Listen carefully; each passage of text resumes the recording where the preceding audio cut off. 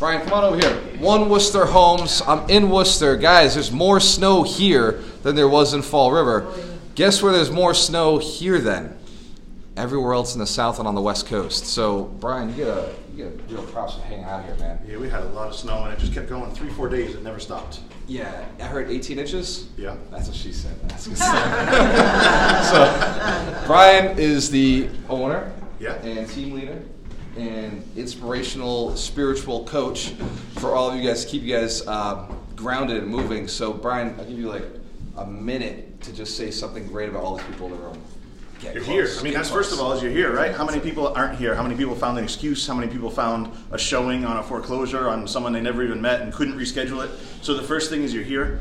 The thing I preached the entire 2019, and I'm sure we're going to push into next year, real estate is really simple. The things you have to do are not difficult, but it's not easy to pick up your phone. When it's time to make 100 calls, your phone gets heavy, your arm gets weak, and it doesn't happen.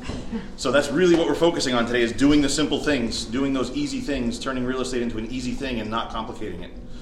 So I appreciate you coming out here. It's obviously a big deal to us to, have someone else tell them the same thing I tell them all year, but they listen to you. It's weird. It's weird. I don't know what it is. But thank you for coming. I appreciate it. Thank you, Brian. Appreciate it, man. All right, guys. So real estate investing is the secret to your success. Did you know that? Who knew that? Not enough people, but all right. So real estate investors are the people who buy houses how many times? All the time. All the time, right? Who's your normal client? If real estate investors were not your normal client, who are your normal clients? First-time home buyers. First-time home buyers. Oh my God! Wow, shoot me now, right? First-time home buyers. All right, who's next? What else is your normal client? Sellers. Sellers of what? Residential. Residential what? Homes. How many units? Single family. Single-family homes. Oh my goodness! Look at these guys busting their butts to make a couple of bucks. This is a tough room. You guys are working hard. This is a room full of hard workers. Hard workers, right? You guys work hard. You guys work tons of hours. Maybe hundreds of hours. Would you say in a week you work more than 10 hours? 10. More than how many? In a week you work more than 10 hours? 10 hours? Oh yeah. Look at this room. Look at this though. In a week you guys work less than 10 hours? We're the less than 10 hours. All right. So we are in a room of real estate agents. That's cool. Some of you just not being honest with me. So, right? You know. So in real estate, as an agent, if you're not working 60 hours a week, you're probably broke. Right? Where are the people who are making more than 100,000 right now? All right. Where are the people working more than 60 hours right now? Interesting, the correlation, right? It's interesting. So that's as an agent selling single-family homes. An agent selling single-family homes, yes, you have a relation. How often does somebody buy a single-family home? Once every 7 years? Once every 7 years. Give her a round of applause. That's awesome. Once every 7 years, that's right. That's the math. So you meet a client, and what do they tell us in sales? You have to build relationships, right? You have to build relationships, you have to build trust, you have to build, what's the R word, the one they're always saying? Has 2 P's in it, ends in a T, but doesn't sound like the T. That's the one. Rapport. You got to build rapport, all right? Rapport takes time. We're putting all this effort into one relationship, and then we don't see them again for 7 years. That's a dead end, right? Oh no. Brian Buffini said you can do the referrals, right? So he's like, it's not about that one deal, it's about referrals, right? Get the referrals. So every one person you know has 200 people that they know, and of those 200 people, 4 people are going to buy a house. So you've just got to get those referrals from those people. So now you're building realtor relationships and asking for business, right? And that works. That'll maybe get you 20 deals a year if you put the 40 hours into it, right? Who here's doing 40 hours a week in the business? Really? 40 hours, guys? Come on. Oh, a lot more than that. Oh, a lot more. You're in between that 40 and 60, right? Yeah. Thank you very much. What was your name? Wes. Wes. Yes. Thank you for the water, my friend. Guys, give Wes a round of applause. He's keeping me hydrated. Cheers, Wes. You're like the same bartenders I had last night then. Nothing's changed. Perfect. So the reason I ask these qualifying questions, I want to know the room I'm in. Right? I want to know who I'm hanging out with today.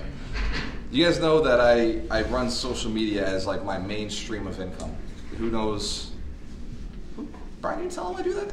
this side of the pole. If you can just get on that side of the pole. Yeah. I want to cluster you guys as close as possible. Get that. Keep coming. Other pole. This pole right here. Yep. Tight. Tight. So first, most important thing we're going to do today is find me on social media. I met him before.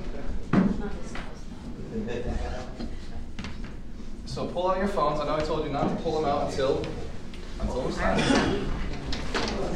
Okay. So you want to find me on Facebook, right? You guys, you are already on Facebook. What's up, Amy? I know you're in Florida right now. Find me on Facebook, GUALTER AMARELO. You're going to want to find my business page. My personal page, you're going to see me partying and drinking and just having a great time. I only make like one decent post there a day. On my business page, I'm far more active. I do all my fun stuff on my business page. My motivation stuff, the educational stuff. You will also see me partying, drinking, and traveling on my business page because that's what I do. I decided I wanted to be rich, so I had to hang out with rich people and do what rich people did. Does that make sense? All right. So who here wants to be rich? 1, 2, 3, 4, 5, 6, 7, 8, 9. 9 people. Oh, okay. You sure? Because it took a little while on that one. Are you sure? 10 people. Who here just wants to be comfortable? I actually Just enough to get by, right? You want to be comfortable. Who here? I'll take either. Who here doesn't want to make money this year? I mean, there's a disparity between the 10 people who raise their hand on want to be rich, 10 people who want to be comfortable. Who here doesn't really know what they want? Be honest. Who doesn't really know how much they want to make? I know a lot of people in this room, and there should be some hands. I know. Yeah. I know. And that's why people don't have what they want. They don't know what they want, right? I'm going to go all Tony Robbins on you. If you don't know what you want, you're not going to get it, right? What we think about, we bring about. What we focus on expands. If you focus on having exactly what you have right now, if you look around the room in your life, in your house, and you see that all the time, you're only convincing yourself to keep that. Does that make sense? It's self-hypnosis. Oh, you guys know I'm a licensed hypnotist, right? Yeah. That's a cool one, right? So I can speak on the subject. I'm a master NLP practitioner. Is it okay if I use Accelerated Learn and teach you guys today? Yes. Yes. You cool with that, Gary? Yep. All right, Gary's in. Everybody else, Gary voted for you. I can use neuro-linguistic programming to move you guys forward. NLP is the study of the mind using words to speed up your understanding of things. It can also be extremely manipulative. So is it okay if I mention that in that sense I'm also a salesperson? I plan on selling something to you today. Excellent, we've all agreed. This is perfect. Did any of that scare you? Who did I turn off? Who got a little concerned? Where are my C's in the room? Cautious people. Very good. Very Stacy's good. like, hold up, wait a minute. Excellent. I'm like, I don't know, should I leave? Should I get up now? There you go. That's what it costs.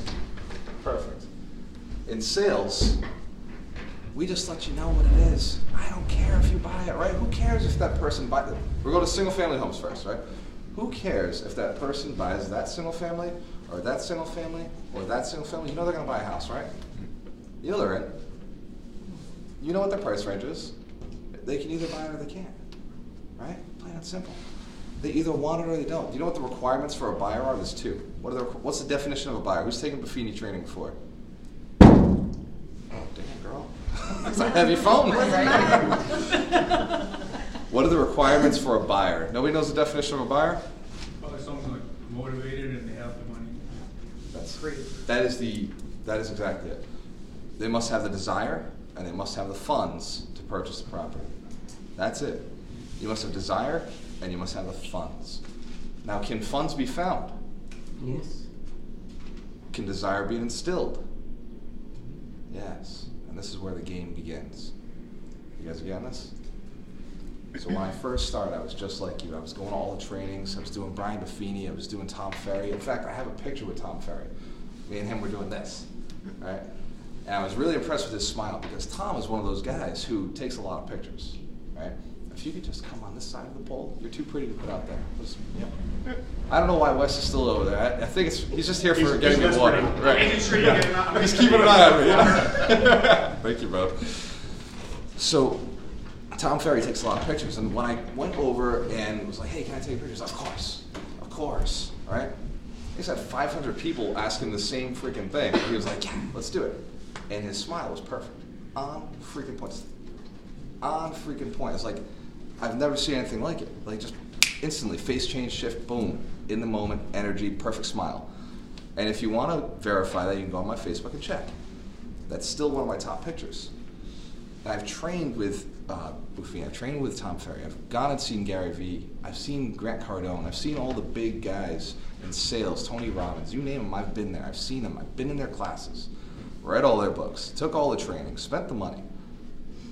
And what's interesting, what's very, very, very, very interesting, is I was in those rooms with people I know. I was in those rooms with hundreds, sometimes thousands. Like Grant Cardone's TEDx, 35,000 people. And I knew maybe 100 people that were there. But my success has far surpassed theirs. Do you know what the difference was? What's the difference? Not really. But I love the way you're going with that, Wes. Yes, action is important. Action is important, right? But without desire, I don't care how much action you take. Right? Has anybody ever been forced to do it? You were forced to do a class once, right? And you killed it because you wanted to, because you convinced yourself you wanted to. But ever been forced to do something? Who has kids? Yeah, have you ever told them they couldn't do something or that they had to go do something and they really didn't want to do something? How good did that turn out? The quality of the work varies. Is that safe to say? Yes. Success is the same thing. If you want it bad enough, you can be successful. Right? If you want it bad enough, you're going to do a Facebook Live video. You're going to find a way to do it. We create some really cool content as real estate agents. I don't know if you guys know this. Who's following me right now? Gary, I know you are. Yes, okay. Really? Yeah, okay, you better be. All right, cool. So if you're following me on Facebook, did you watch my stories? Yeah? I was in a creepy building yesterday. Yeah, I saw that. You saw the creepy building, right? You saw the creepy piano and stuff I was playing, right? That's cool content. We're in cool buildings all the time, right? Sometimes they're nice Victorians, sometimes they're big mills, sometimes they're multifamilies, and the tenants have some weird stuff going on, and it's like, what is this? Zoom in, zoom out. Why is there an iguana on top of a pigeon cage? I don't understand any of this right now, right? I did. I bought a multifamily that had that. There was a pet store on the first floor, and I went to one of the units, and there was tarantula cages all over the walls. There was literally a pigeon in a cage in the house, and an iguana sitting on top of the pigeon's cage. So we see some cool things as real estate agents, do we not? Who's seen some cool stuff out there? How many times do you pull your phone out and be like, damn, look at this? You know, every time I do it, the seller calls and tells on me. Well, Someone sees it, tells the seller, and I get in trouble. right. Hey, it's true, right? And when we get in trouble, what is it? Right? We've never been sued for it. Right? Let's test that. Take that back. Hold on. Let me give some good advice. Always ask for permission as soon as you walk in the house if you could take pictures. When you get that permission right up front, this is NLP. This is neuro-linguistic programming, right? As soon as you get in, you ask for permission to take pictures, and then you give them a reason. The word because is one of the most powerful words in negotiating. Can I take pictures? Because I need to take pictures. Justified. Swear to God it works every time. Or you can use my excuse. Can I take pictures because I see a lot of houses and I don't want to forget it. Right? Bless you. Bless you. Right? So get so busy that you have to take pictures so you don't forget things. Does that make sense? Mm-hmm. Also, you want to assume the listing? Start taking pictures right away. You want to assume the listing? Be like, hey, I'm a busy agent, right? Let me take some pictures because, hey, you never know. Why do you keep your house clean, right? Because you never know. You start taking those pictures, it gets a little bit of confidence in them, and then explain why you're taking those pictures, right? Also, ask them, hey, is it okay if I put it on Facebook? Is it all right if I take a little video and let people know this thing is coming, right? Or if you're in somebody else's house, another agent's house, another listing, is it okay if I promote this listing that you have? No. No, man. It's only on MLS. That sounds crazy, right? The content is nuts. You can walk through a house. I don't do a lot of open houses anymore. It's not a thing that I do. The only time I do an open house is if one of my multi-millionaire friends has me have one of my real estate agents list their house, and I'm doing them a favor of just promoting it on social media. I'm literally just going out there. I'm not doing the open house. I'm popping in, showing the house, and then I'm out and I'm doing my thing. But back when I started, and I wasn't playing with these multimillionaires smoking cigars and whiskey, I literally was out there doing the open houses with you guys, right? And I would do a tour through the house. And before Facebook Live, I would do the tour and then I'd post the video. And it got so much attention. I'd sell houses that way. Snapchat, same thing. I bought a house. Have you heard the story about how I bought a house off Snapchat? All right, so I'm a real estate investor, so I'm always looking to buy houses, right? You guys know I'm looking to buy houses right now. What's up, Randy? Good to see you, brother. So I'm always looking to buy houses. I'm in these cool properties. I'm showing things off. And a buddy of mine, he's always sending me dirty pictures, which is like, whatever. Snapchat, you can do this, right? You get away with it. Don't do this with your clients, right? I post half your stuff, Brian. Half of Brian's posts. Guys, you want to follow Brian Carpenter. If you want a good laugh and you want to be the coolest guy in your city, follow Brian Carpenter. Take all of his posts and just drop them into groups. Swear to God. Like, this is my key to success in my city. Like, everybody's like, oh my God, you're so funny. I was like, Brian. I post half what I see. So he's got a filter on his, right? Yeah. So Snapchat, no filter needed, right? So the client, just a friend of mine, right? Guy lives in Florida. He's shooting me these snaps, and I'm laughing. I'm like, dude, that's funny. Like, that's hilarious, right? Well, that's rough. Some of them are strange. And then one day he shoots me a text, says, hey, I got a house for you to buy. It's seller financing. I've owned it for a while. Rents are good. I'll give you a sweetheart deal because I really just want you to own it.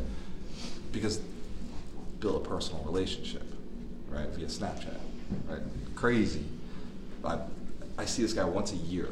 Once a year he comes up in Florida. I see him for maybe 20 minutes in a bar, and then he and I both go our ways because he's here for family, and I would have just hung out with him all day. I bought a house off him. But that relationship on Snapchat is like, it's like we're right there. Because it's personal, right? No, write that down. So, bought this house. Actually, this is how the deal went. He says, go take a look at it. You let me know what you want. I go look at it. I instantly evaluate this thing. In its current condition, maybe it's worth $200, $220. So I go back to him and I say, I'll give you $140. I'm a real estate investor. This is what we do. Hold on. Don't judge me, right?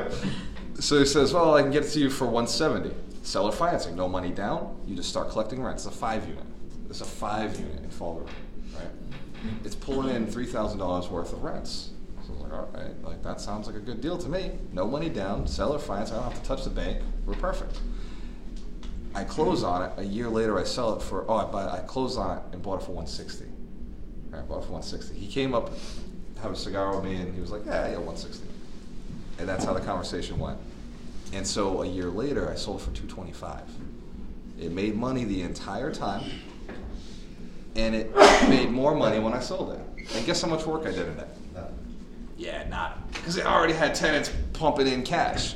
Right, you got tenants, right, Brian? We do. Tenants in this building. Yeah. That's right. You know what the best kind of tenant is? The one that pays cash. The one that pays rent, not cash. I take check. I never collect any debit. cash. See? I do the same. Collect it all through the account. Yeah, right. Well, Sam? I don't know who this GA guy is, but he's selling a very expensive product. So the key to really being a successful real estate agent is wanting it really bad. Who here really wants to work hard for the next 40 years? Where are my people at? Next 40 years. You want to work hard the next 40 years? You guys are insane. Hold on. What if, maybe it's because you didn't know the alternative. You didn't know the alternative. Hold on, let me step back. Give me some options, dude, okay? What if I told you there's a 75-year plan, which most of you have bought into, and then there's a 2 to 5 year plan, which people like Brian and myself have bought into. Right? The 2 to 5 year plan means you work hard, no harder than everybody else. I swear to God, it's not harder. You work smarter for 2 to 5 years, and then you retire and do whatever you want. Being a real estate agent is a good retirement plan. Right? It works great because it's like, oh, I'll sell 5, 10 houses this year, no big deal. It doesn't really matter. Right? If you're selling 5 or 10 houses as a real estate agent full time, you're probably broke. It's a bad situation. Or then there's a 75-year plan where you go to school for 12, 13 years, then you go to college, And then you go and you get a job and you work for 40 years hoping that one day you've saved enough money to put into a 401k or you got a pension and then you can retire on less money than you earned while you were working, but now you'll have all your free time. And then the value of your dollar will go down by 3% every single year because that's how it works, but your income will stay exactly the same for the next 20, maybe 20 years that you get to live in your frail condition. How good does that sound? Who likes a 75-year plan? What do you mean? What about people who are like, I want to work hard for the next 40 years? I thought you said 4 years. Oh, 4 years. Yeah. That was my fault. Yes, my man. So it's not about working hard. It's about working smart. How do I close $1 million deals working, if I work? And my job is literally sitting in a cigar shop. So if I'm sitting in a cigar shop for 10 hours a week, and I'm closing, and I spend 4 hours a week talking to my business partner in our mastermind meeting, our accountability meeting. So I'm working 14 hours a week. How am I closing $1 million deals? When you guys can't pull $1 million in 10 years, in 20 years, right? Because $100,000 a year, by the way, is $1 million. I did the math. Right now, in this room, either you guys were shy, or you didn't want to throw your hands up on the 100,000, which is okay. And at home, you can do the same thing. If you're looking to make $1 million, you can't do it working hard. Somebody has to work hard, but it can't be you. Because if you're working hard, trying to close one transaction, and that one transaction is only going to bring you $4,000 or $5,000, what's the average commission here, Brian? About 5, maybe 55. Okay. Yeah, So 5,000. you guys have that 80-20 split, all right? I like you. By the way, One Worcester Homes, 80-20 split, plug. Sorry. The rookies, though. You're coming at 50. JK, you might want to book an appointment with Brian. He'll give you the stats. So, in reality, I'm doing something different. Clearly not working harder. Do it look like I'm working right now? No, I'm a very outgoing person. I'm having fun hanging out with my people, right? Hanging out with people who have something in common with me. You're all licensed real estate agents. All right, you're all suffering the same thing. Who here's gone on a listing appointment before? Listings? Yes? Who here's worked with buyers before? Buyers, yes. So you got a list to last, buyers are liars, right? Which one's harder? A listing appointment or a buyer?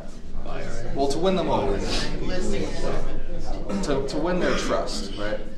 The listing appointment's probably harder. You got a list to last, the listing appointment's harder. And then buyers are liars, but they're easier, right? You've heard all this. You believe the concept. What if you shifted that belief system? What if you got better quality buyers, better quality sellers? What if you started shifting to buyers and sellers that do lots of transactions instead of the one transaction every 7 years? What if you, oh my God, this is a crazy idea. Remember you said you could find funds, right? If you had the desire, you could find the funds. If you had the funds, you could you could build the desire, right? You could inspire people to invest. You could inspire people to go and do something that's beneficial for them. Only if it's beneficial for them, right? I don't want to teach you all my secrets and you guys go get people out of bad houses. It's not 08 again. But if you could inspire people to invest in real estate and you could educate them on how to find the funds and you could guide them through to make sure they're getting good deals and the deal works out, you get them a good property manager and a good accountant and the deal works out, then they're inspired to do it again. Who are they going to work with? Me. They're going to work with you. Right? If you can teach somebody how to invest, teach them how to find the money, inspire them with the goal of retirement, you can do 20, 30 transactions a year by working with one client. I'm taking 80 listings next week. 80 listings. Say, how many listings, guys? The room got silent. That's weird. Where's your market? I'm in the South Coast, Fall River, Rhode Island. Like Bristol County, Rhode Island, that whole market there. But here's the deal. I drive from Fall River to Providence, and I hang out at 2 cigar shops. So that's my market, right? People with money. That's what I do. Maybe you like golfing. Maybe you like hanging out at nail salons or hair salons. Whatever your thing is. But you might want to hang out with people who have money. That makes sense? There's a RIA, Real Estate Investor Association, here in Worcester called Black Diamond. Yep. Black Diamond. Nick Aylerwood's a good friend of mine, and Barabee, right? Good friends of mine. They're real estate investors who train on real estate investing. So when you get there, what do you think that room's full of? Investors. Yeah. You know what kind of investors? Investors with money. Not always, but Or desire. a desire. Yeah, they have the desire. And I teach a class called Get the Money because a lot of investors have desire, but they're like, I don't know how to, where's the funds though? Because I want those, I just don't know how to get the money, right? So I teach a class called Get the Money, and in Get the Money, I teach them that you can't raise funds without a deal. And so I'm running a course called Get the Deal in January 24th to 25th. Guess what it costs? No, it's not that. It only costs $200. That's a different product. I know, crazy like that. So let's get the deal. And here's the deal. I'm not selling that to you today. What I'm doing is telling you something, right? If you can teach people how to get the deal, they're going to start funding you with money so that you can market for them. Who here's done mailers? Oh, sorry. Let me go back to Gary. You're right.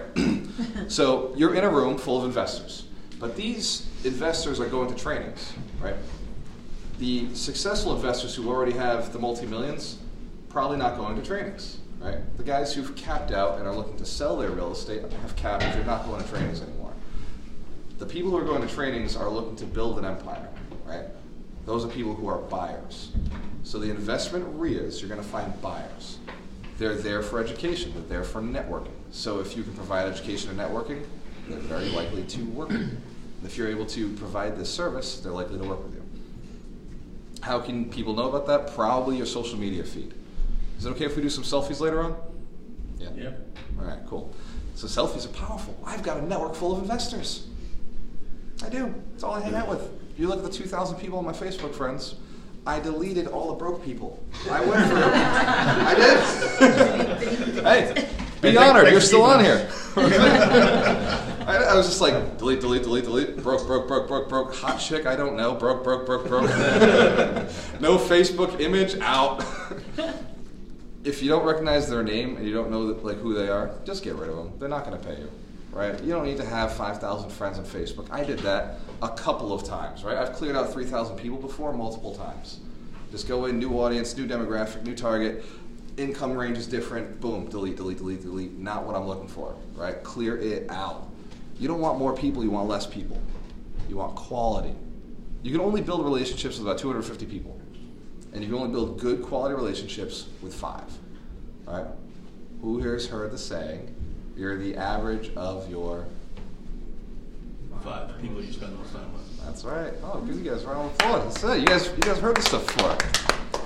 A real round of applause. Go ahead. I'm proud of you. You guys know the stuff. You know the stuff. And it's not you guys. It's somebody else in another room, in another training, other real estate agents.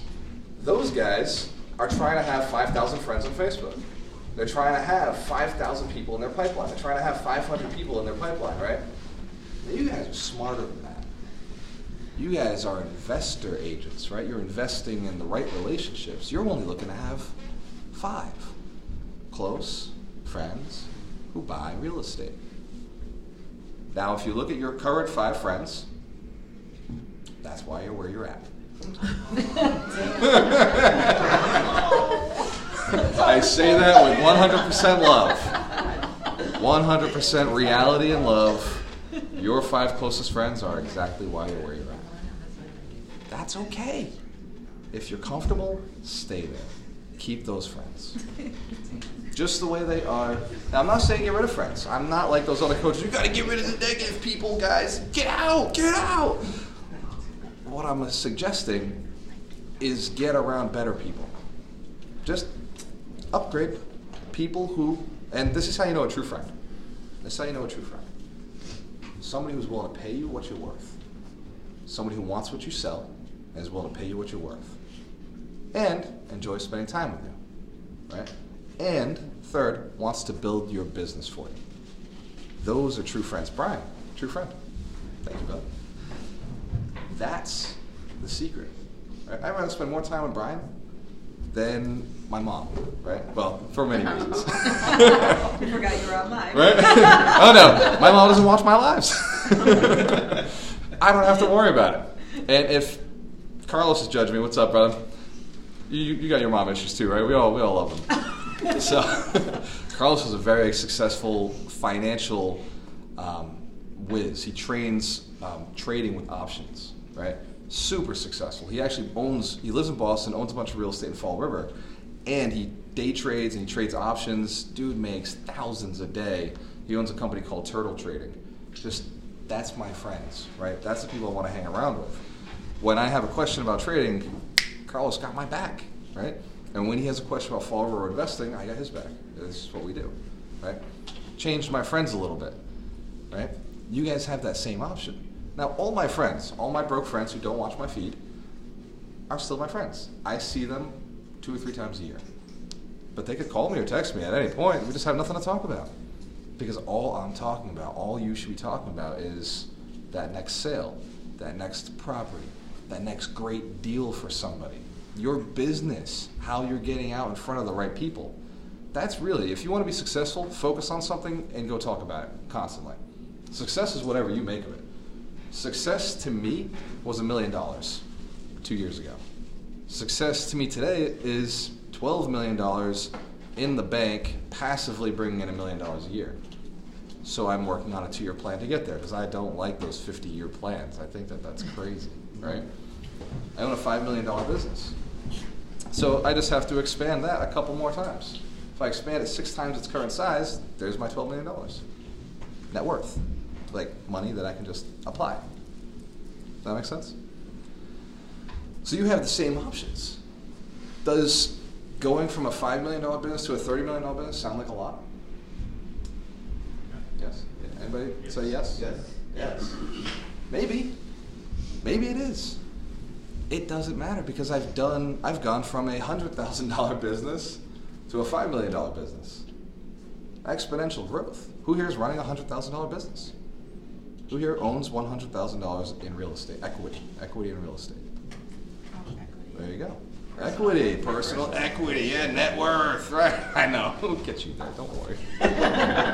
We'll get you there. It's super simple. It's easy to do, right? Once you start thinking about it and moving towards it. Because in order to attract those clients, you've got to be there too, right? You've got to at least show the desire. At least show the desire to get there. And if you want it, and you guys don't have to become millionaires. It's okay, right? I'm fine being the only one in the room most of the time. I've dealt with this for a long time, right? And this year I hit multi-millionaire. Hit multi this year. Went from having a net worth of 1.2 to 2.2, or 2.4. And that was in one transaction. Boom, one deal. I bought 24 condos. I paid $840,000 for 24 condos that are worth $3 million. And I have to split that with my business partner, so half, right? But our company went up $3 million. Is that cool? I didn't do anything. All I did was have a conversation with somebody, have a conversation with 5 other people. He did the conversations with the banks and the lenders and the attorneys and lined it all up. You can make $1 million business. Can you have a couple conversations with the right people? All you got to learn is the right conversations. What to say, who to say it to. There's 4 things in this world. You got to know why. You might want to write these down. You want to know why. You want to know who. You want to know how. And you want to know what. Right? A lot of real estate agents go on social media and they start with, this is what I do. And this is how I do it. And this is who I am. And they forget about the why they do what they do. Right? Familiar? Maybe you've done it? We've all done it, right? Start with why. Start with why you do what you do, right? Who's read the book Start With Why? Heard of the book Start With Why, right? The Power of Why. There's a lot of books written around it. The One Thing, Gary Keller talks about the why. So there's a lot of books talking about why. And it's absolutely true. You start with why. And, Tony Robbins says, all right, if you know your why, you can handle any how. You guys heard that one? You start with why, how will figure itself out. Right? What to do will figure itself out. You got to know your purpose. What is your vision? What is your goal? What do you really want? And then you work towards it. Right? How's this for a social media training so far, huh? Give me a round of applause. I'll take it. There's no point in me telling you how to take selfies and do pictures and do images and create content if you're not writing the right content. If I teach you where your why is and teach you where the right content is, I can tell you to do a Facebook video, and you would do it, right? Because you'd have to, because your why demands it from you. There's a lot of people out there who need this message of investing and building wealth, because guess what? This market's gonna crash. Did that shock you? Right, you're real estate agents. You look at the trend is your friend, right? Until it changes. So when I was broke, I wrote the book, by the way. I'll take another round of applause for writing the book. Broke to $250,000. When I wrote the book, when I was broke, well, I didn't write the book when I was broke. I was writing the story when I was broke, right? When I started, all I thought I had to do was make money. That was my mindset. That's what kept me broke. I was like, I just gotta make money. I just gotta collect money. I just need it. I need to get more money, right? There's not enough. I have to find more money, right? Scarcity mindset, familiar? Anybody heard that? There's not enough money, right? Money doesn't grow on trees. There's not enough out there. If I can just figure out where it is, right? That was the broke mindset. Now I measure in quarter millions. And I don't mean $250,000 a year. It's like, can I make $250,000 this month? In fact, I'll make $250,000 this month. I'll make $300,000 this month, right? Because I just slapped 2 deals together, and boom, there it is. I'm looking at, just in commissions alone, $600,000 next year. Just in commissions alone. And commissions are not where I make my money. I make my money on the purchases, on the investments, on the holds, on the flips. But, and I know I don't swing hammers. I do like to go into the buildings and take pictures, though. Like, that to me is still fun. I still enjoy, if a building is cool, I'll go in and I'll do it, right? But the $250,000, you can do that in a year. It took me 2 years to figure it out, to go from broke to $250,000, right? I went from literally being worth negative $25,000, negative, because that's how fucked up the system is, to let you go under zero. Has anybody ever been under zero before? You don't have to raise your hands. It's embarrassing, right? Yeah. Like all the time. So it's cool how the system works. It's like, oh sure, you're worthless at the moment, but we can go under that.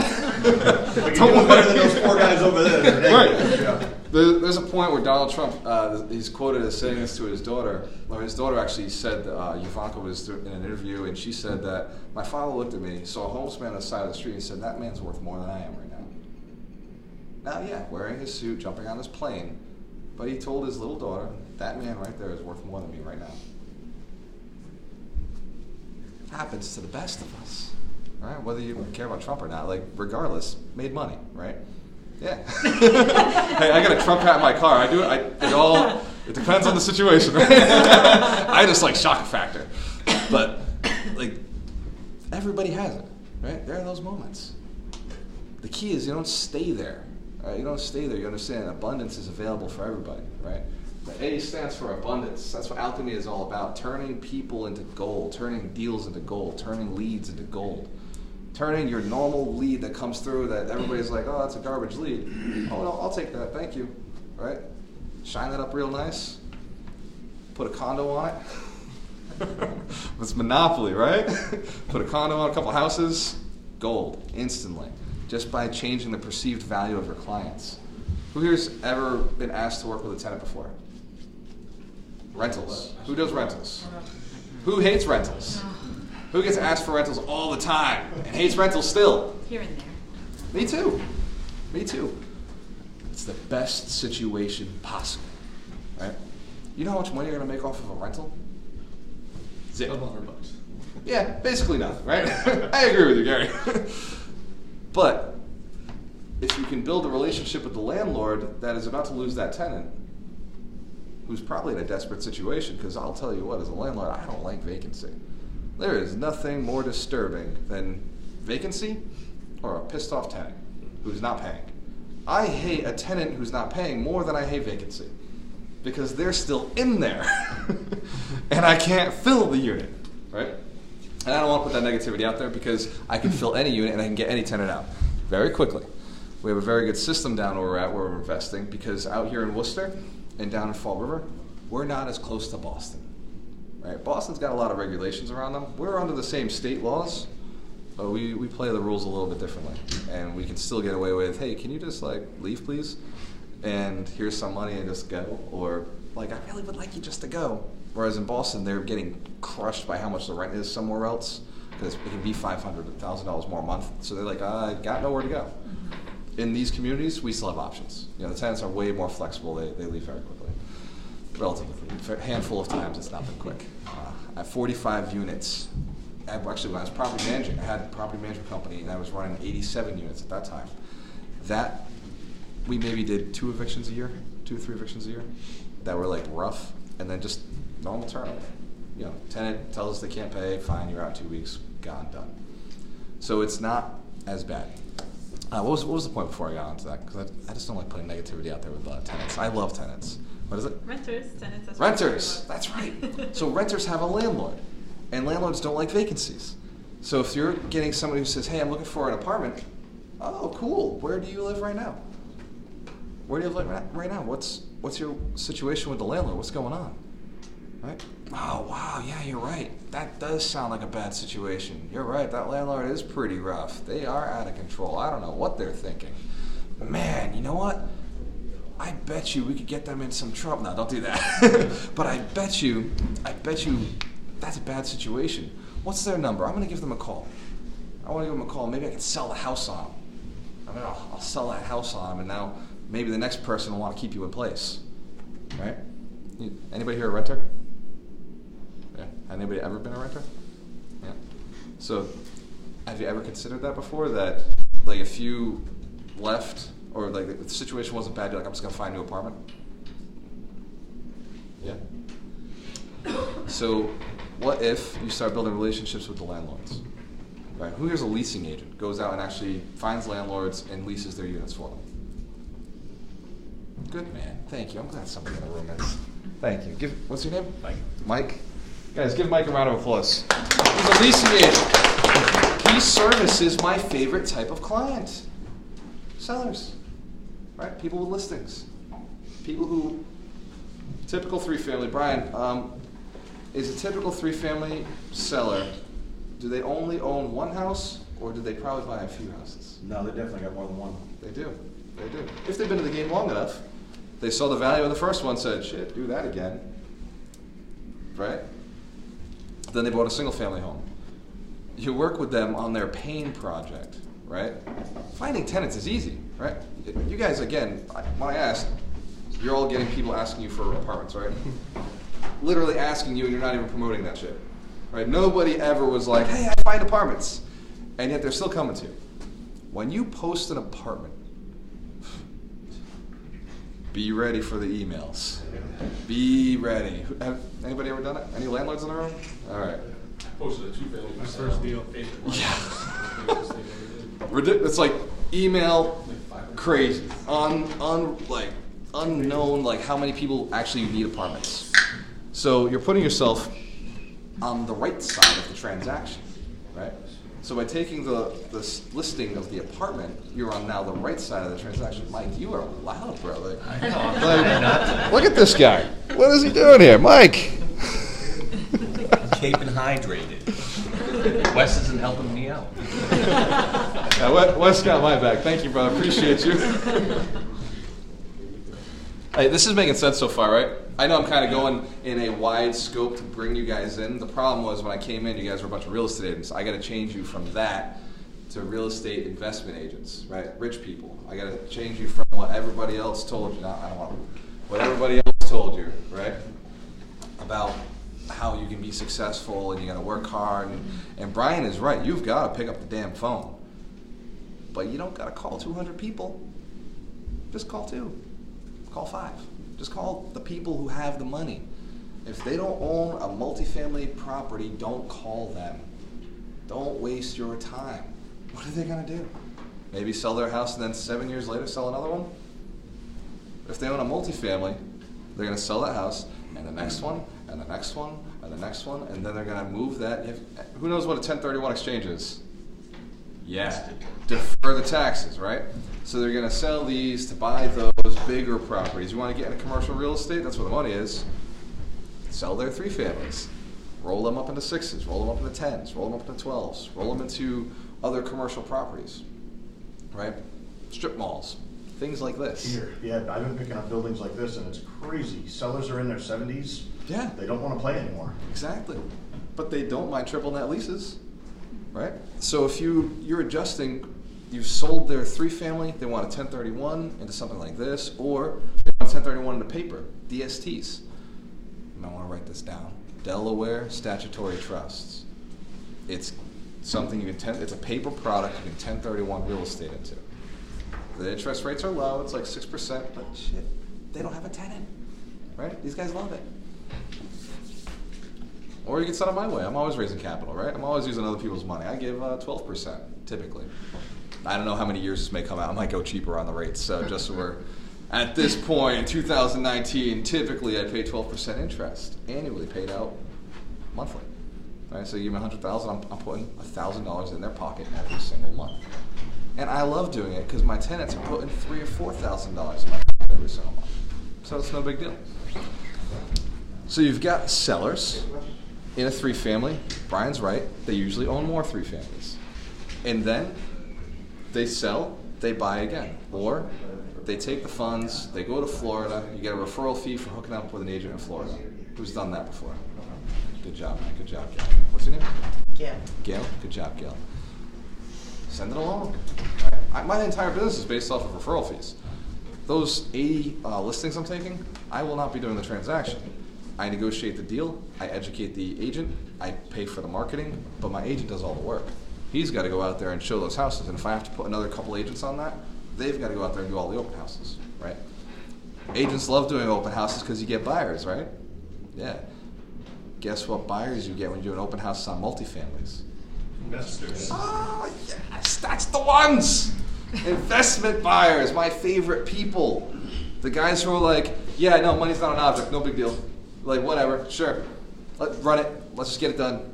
What's it gonna cost? Sure, run it. Yep. How many bedrooms? Numbers work. Put the offer in. You wanna go take a look at it? Nah, pass, put the offer in. I can't tell you how many times I've bought something without seeing it. I don't care what it looks like. If the numbers work, I'll fix it. Right? I'm going to send my inspector out there. He's going to send me a report. I'll look at it. Okay, perfect. Run it. Right? Does that make sense? I have bought houses for guys in Boston who have never driven down a Fall River. 6 families. Right? Who's going to invest in a 6 family in Fall River when they live in Boston? Doesn't that sound scary? Right? Right? Not when you got the best on your side, right? When you know that I already own 45 of these things, well, 45 units, not buildings. When I already own 45 units in that city, when I'm managing them, when I'm showing you, look, this is what I made this month. What do you think? Right? Now, because you're a professional, because you're somebody who has a reputation, you can get other buyers on board like this. When you say, hey, look, yeah, I don't own any multis right now. I'm looking to buy another one. I'm hunting for myself while I'm hunting for you. And this is what my buddy's done. My buddy Walter, this is the investments he's had and he's built. Right? Or Brian, these are the investments that he's had and this is what's cash flowing. This is how the numbers work. Right? This is how you build a business worth having. A business worth selling. Which one of you wouldn't pay me $1 million to have my relationships with the guys who have 1,000 units in Rhode Island and Boston? Right? You wouldn't take out a loan for $1 million to make $10 million? All day you'd find that money. The bank would hand it to you. Yep. This is a business worth buying.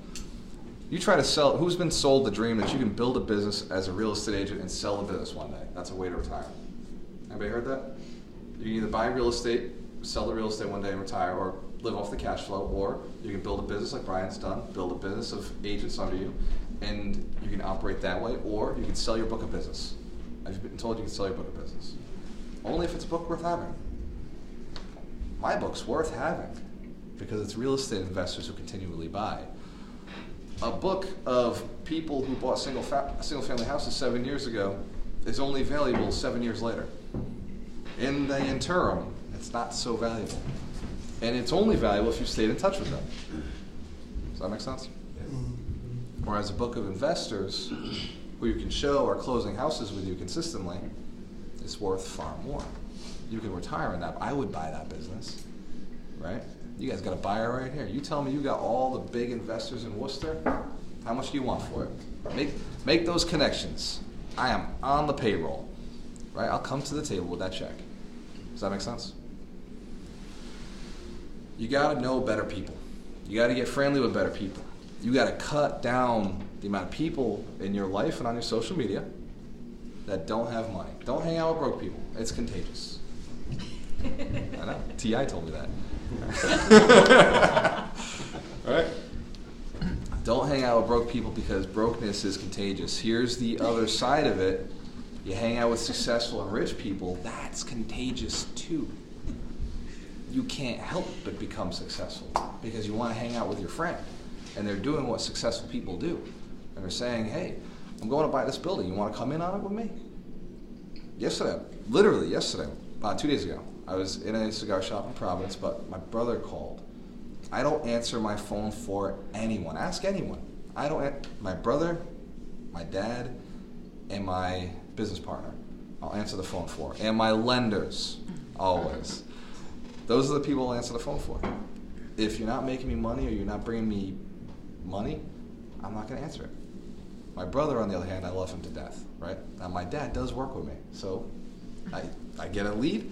I'm like, hey, Dad, can you help this guy sell all his portfolio? And my dad runs it. So not only do I get to love my dad, I also get to make money with my dad. How cool is that? Give me a round of applause. That's cool. That's cool stuff. I love it. Build a business worth having, right? So where was I going with this? Yeah, so my brother calls me, and he owns a gym in Fall River. I helped him build the gym. You guys, last time I was up here, I told a little story about how competitive he and I are. Like, super competitive. I'm not going to tell that story because now I get a new story, right? Literally Wednesday, he called me, and he was like, hey, like, the gym's doing really good. I'm about to make $200,000 this year. It's the best year I've ever had. But my lease is coming up, and I'm thinking, like, I got to get a new location. And then he said, Walter, I want your help, but just so you know, I'm serious. Like, I'm letting you know I'm serious because last time, let me put this aside for a second. Last time, he wanted to, like, start the gym. He's like, yeah, can you help me find a place? I'm serious. I want to find it. I didn't do shit for 3 months. Just didn't believe he was serious. Didn't trust him. I didn't think he was into it. And it wasn't until he like grabbed me and was like, dude, like I want a place to put my new gym. Can you find me a spot? That I was like, oh, yeah, all right, I'll go get it. Like, sure, okay, here you go. So this time on the phone, like instantly was like, serious, very serious. Letting you know I'm serious. Like I will kill you if you don't give me a place. Like I'm dead in. I'm all in on this. I thought back to somebody I know who has a building big enough. I was like, yeah, I got a buddy who just bought a school. He might be interested in helping you out with this. So my brother's like, yeah, that's perfect. He looks at the address. He's like, that's exactly what I'm looking for. I can do it like that. It's 30 seconds on the phone. I just made the connection. It's like, yeah, we'll go take a look at it tomorrow. I shot my buddy a text. Said, you're available? Said, I'm not available. I'll give you my keys. You can go take a look at the building. Cool. We get down there. We meet up with his maintenance guy because this guy balls, right? This guy balls. Yeah, has a lot of real estate, right? So he sends his maintenance guy. Instead of him coming down there with us because it's cold, he's like, go take a look. So we go through. My brother is ecstatic. This is it. Like, this is the building. And it's got 2 other buildings with it. So he's like, I can see like putting other businesses in there, a lot like what Brian did here, put other gyms, other fitness, restaurants, putting them all in together. And I promise, guys, there's a good ending to this story. So I was like, well, Josh, you want to meet the guy who owns it? He's like, yeah, I'd love to. Let's see if all this, goes well together. So we're off to the cigar shop. Right? Get in there. Josh doesn't smoke. So we sit down, and I'm watching all these ideas fire across the table, like 100,000 here, 150,000 here, seller finance this. What if we did a holdback land lease, options? Josh is like, he's like, he's not understanding some of the words. And I'm just like, it's a good one. That's good, right? You'll like that. Well, I'll discuss it later. I'll explain it later. And we're running through the negotiations. Negotiations happen like that in 30 minutes. I'm going to be, actually, right after this meeting, I got to go meet with my brother because I've got to explain how all of this works. Land leases, options to purchase, condoizing, HOAs, maintenance companies, how the exterior and the interior work on this project. We're looking at picking this thing up for a song, but it's worth $3 million. And we're going to borrow all the money, and it's going to be very, very lucrative for him, lucrative for the other gentleman, and somehow I get a cut too. All I did was make, like, text, phone call, go look at a building, have a conversation, and millions of dollars were made like that. Does that make sense? This is not fake stuff. Like, this is not me selling you on something that isn't real. This is how real money is made in this business.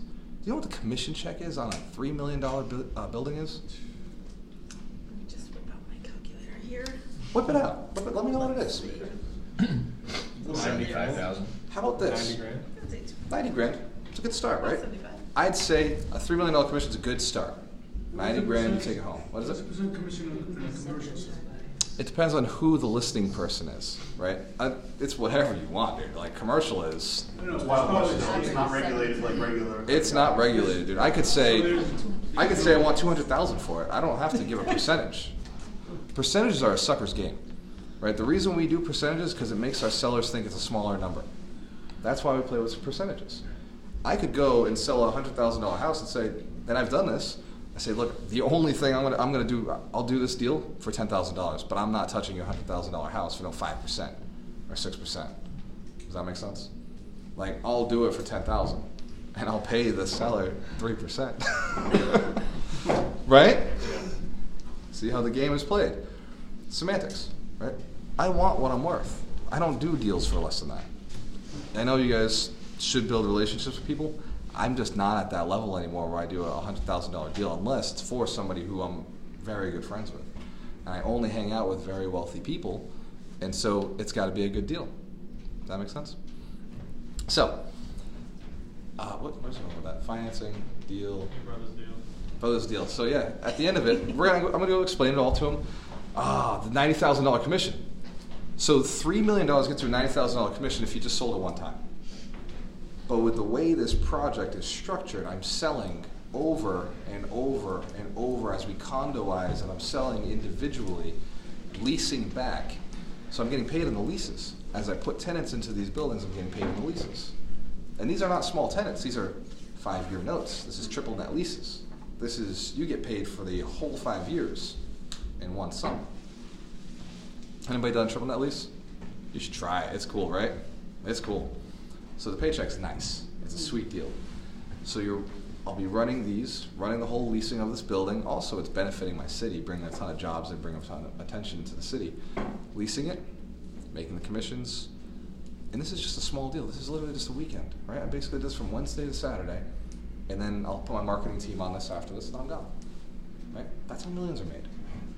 And I'm a partner, so I'll make millions on the partner side. I don't care about commissions. Right? Commissions they're like, you're doing the work anyway as an investor, you should get paid a commission for helping your buddies out. That's really how I look at it. Like, you should be doing so much business yourself, getting so wealthy yourself, and you're helping your buddies out. You should be closing 20, 30 deals a year, but it should be 4 or 5 people. Just helping 4 or 5, and it should be some of your own transactions. Right? If you're afraid of investing in real estate, I can hear the fidgeting. That fidgeting, just so you know, is a sign of insecurity. It's a sign of discomfort. I've gone too far in this direction in this conversation. Does that make sense? Who have I lost? I lost you. I know. It's cool, girl. That says more about you than it does about me. All right, who did I not lose? That makes sense? When I started talking about numbers that you couldn't fathom, like numbers that were too big, you said it's not for me. Don't allow that to continue in your life. That's how you feel about it. Oh, I may be wrong, but this is my perception of things, and sometimes I'm wrong. I'm wrong often, especially with people. I can't read what's in your head, but this is a theory that when you get to a certain point in your head, you hear the certain numbers, suddenly it's no longer interesting. Or the workload seemed like too much. It's like, I can't do this, I'm not interested, it's not the thing I want to do. One of those? I study real estate often, so it's Yep. stuff that I've heard before. Yep. Okay. So it was just too familiar for you, you've heard it before, and this was, okay. So sometimes, simple things that we've heard before end up, we just ignore them. Because we're like, oh, whatever. That obviously. Are you implementing these things? Well, Be real. I don't care. Like, you're working on it. You want it. You want to implement.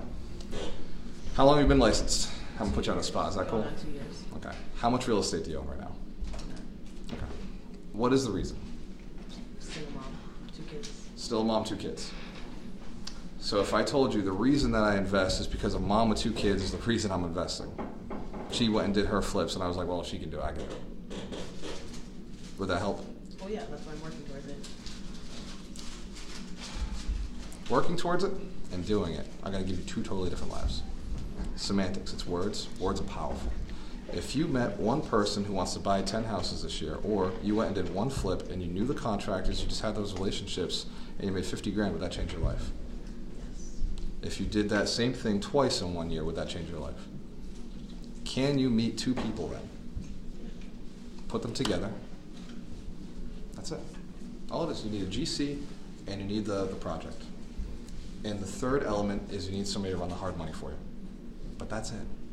And if you bring somebody, like my first flip, and I'll tell you like how easy this was. My first flip, I made $32,000. All I did was have the guy who had all the money, and I had the deal. And then I went and I found a GC. And then I hired an agent to do the closings. I didn't even do the closing because I didn't want to put myself in that situation where I was negotiating for myself, because like I'm too nice sometimes. And I'm like, yeah, I'll fix that. Yeah, we'll fix that. No big deal. Whatever. There goes $5 grand, right? So I didn't want to put myself in that situation. Here's the secret to it, right? Because you seem like you know the stuff. And so let's give you the plan to do it. Write this down. The plan is this. Call up every real estate attorney you know. Ask them who is looking to get in a deal. Ask them who right now is passing money around on deals. Who would like to do a flip, right? Who's doing hard money? Ask that question. And then go and find somebody who's a landlord who has a desperate situation. You don't want to fix the building too much. You want bad tenants. Bad tenants are way cheaper than renovations. Does that make sense? Go to housing court. When is housing court in Worcester County? Thursdays. Oh, followers Thursdays too. Mike, MVP today, bro. You and Gary in the loud shirts, man. Well, he's got the loud shirt and you've got the words today. So, housing court has a lot of situations going on, but generally, desperate sellers are there. Motivated sellers are in housing court. So now you've got your attorney who's going to blend. My attorneys are the guys who connect me with the money. I just call up an attorney like, hey, I want cheaper money. Okay, yeah, this guy's looking to do, I just saw him do an 8%. Cool. Connect me, right? Let's make this connection. And I run it. My first attorney, he brought all the money. He did it. My attorney did it. Right? He didn't even go find somebody. He was like, I'm sitting on $200,000. I was like, oh, cool. Like, how much do I got to pay you interest? Don't even pay me interest. I want to be a 50-50 partner on this. I paid him out $29,000. I took $32,000. Right? It was a win. At the end, I had to use a little bit of my money. So when I say I didn't use any of my money, I lied. Like 1,000. So that's what the disparity is there. A couple thousand. So the flip went through. I held it for 5 months. I did a 4-family flip. You know why? If the market turned, You rent. Mm-hmm. that's right. Mm-hmm. If the market turned, I can still pay my bills. Here's the funny thing. In a 4-family, you want to load up 3 tenants and keep 1 vacant. Mm-hmm. So the entire time I was doing this flip, I was making money. Is that cool? There's ways to do it where everybody wins. And the third step, general contractor, these guys are easy to find. You go into Angie's List, or you go onto Facebook, you post, hey, I want to go post in your group. You go to Worcester, was it group in Worcester? The Facebook group, the biggest one in the community here. What's the one you run? Mr. Marketplace. Huh? Oh, you're probably from Worcester? You're probably from Worcester. Okay. So you run that? Mike, you're cool as hell, man. All right. Give Mike a round of applause. I'm going to tell everybody to use your page intelligently now. So you go onto this group and you let them know I'm looking for a general contractor in Worcester or Auburn or wherever your market is, wherever this property is, looking for a general contractor. you're going to get a ton of referrals for somebody, and then you just make those phone calls, find somebody you like. Now you find somebody who does everything. Somebody who's going to do the subleasing, subcontracting, the plumbing, electrical. Like, you just want a GC. You're going to pay them an extra 10%, but dude, just run it in your numbers, get it done. You don't want to be middle managing these guys because that's how flips go wrong, right? You get a good GC who's done multis, or at least owns multis, or has an understanding that they're not going to the nines in the renovation. They got to know that all the units are clean and safe. In Boston, yes, go to the nines. In Worcester, Fall River, New Bedford, clean and safe, right? We don't put granite countertops in, except for kitchens that are this big. In which case, $200, no big deal. It's the same money anyway. So the small kitchens, right? You can do this? You can do it. Will you do it? Real estate is simple, not easy. That's right. Oh, Brian, real estate is simple, not easy. I love that. And it's true. You got to make the calls to the right people. To the right people. Build the network. Build the relationships. Now, you guys have got a lot out of this so far, haven't you? Mm-hmm. Could you do this? Could you do this? Will you do this? We'll see. We'll see, right, Brian? Man, if we can push them, this is the time of year where I lose agents. They stop playing, they hibernate, they disappear for the winter. Don't look at me with a guilty face. Look at me. Why are you This is the time of year that we lose agents. They disappear for 2 months. But if you start working and start doing these things now, your spring starts in March, not in May. Mm-hmm. And that 2-month head start, how many people, and I'm looking at somebody different, how many people started their year in May instead of March this year and still had a good year? What if you had those 2 months in the beginning where you could have got it going earlier? Yeah. That's why I like to do this kind of thing at this time of year. This is exactly what me and Brian were talking about. This is your winter's kickoff. This is where we make the money. You know my favorite day to list? February 15th. My birthday. Oh, good birthday. Nice. Aquarius, huh? All right, all right. I'm a couple days after you. Pisces, Oh, me though. too. Yeah, 27th. You're a literal couple days after. You're also an Aquarius then. This February 15th is my favorite listing day because the things listed on February 15th close in April, right? We're the ones actually running the trend. We're setting the market. In February 15th, that's when people are like, dude, spring is coming. I'm starting shopping. The only houses on the market there all sell. Right? If you can't sell a house on February 15th, you overpriced it. It's that simple. Other things ugly as hell. But February 15th, that's listing day. So we're taking these listings in the winter. I just ran a training about a month ago for my investors, and I run a wholesaling training. Do you guys know what wholesaling is? Yeah. Mm-hmm. Wholesaling, the whole premise of this is you market your ass off to sellers. Wholesalers are better than agents. Do you know why? That's all they do. They're focused. They're focused on one client, the seller. Good job, Gary. Dude! MVP, Mike, you guys got competition going right now. Wholesalers focus on the seller. They don't even, they're not distracted by tenants, not distracted by buyers. They're just like, I'm looking for sellers, that's it. I'm looking for sellers. And the most successful wholesalers I know are looking for sellers in a specific zip code and a certain type of property. So it's very easy for them to get those deals going because they already got a buyer they can funnel them off to. Because wholesalers have the disadvantage of not being able to put it on the market like you guys have, right? You guys can go list it. You guys can take it off market and sell it for more, right? As an investor, I'm always trying to buy off market, sell on market, right? I don't like to go the other way because I lose money that way, right? We want to find off market, sell on market. So as an agent, you want to do the same thing. You want to take a listing that's offline and put it online, right? So you hunt after sellers of multifamily property because those guys and gals have more multifamily properties. And here's the thing. Remember I was telling you about the average 5? What kind of people do you think landlords hang out with? The landlords. Yeah, it's crazy. When you really look at this system, it's like, holy shit, wow. All I have to do is change one thing in my head. Change who your client is. Not selling a different product. You're still selling real estate. You're still selling your services, your relationship with you. Because what do we sell in sales? We sell ourselves. Right? We sell ourselves. We sell a relationship with us. That's really what we're selling. And so if you just sell that relationship to the right people, what's your name? Shauna. Shauna? You'll make a lot of money. Yeah. How old's your kid? 3 and 4.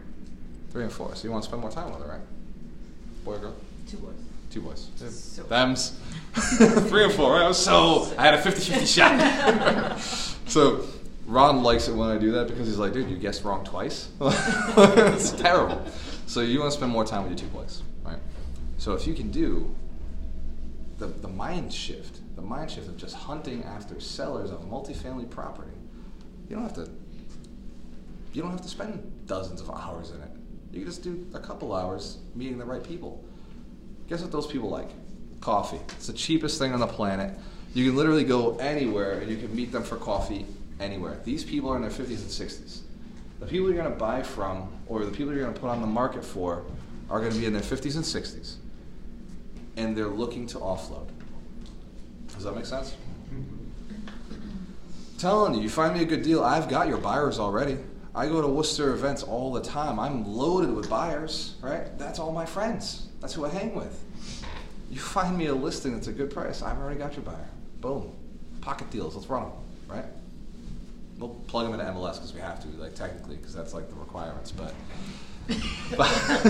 who cares? Like, let's just make money. Let's just help these guys, right? Help the sellers out of their houses, away from the tenants, solve some problems. Make a ton of money. Here's what I'd love to see you do. Buy the house yourself. Buy that multifamily, rent it out, retire in 2 to 5 years, a millionaire, and just be happy. Just do whatever you want. Sell a couple houses here and there. Hang out with your buddies on the yachts.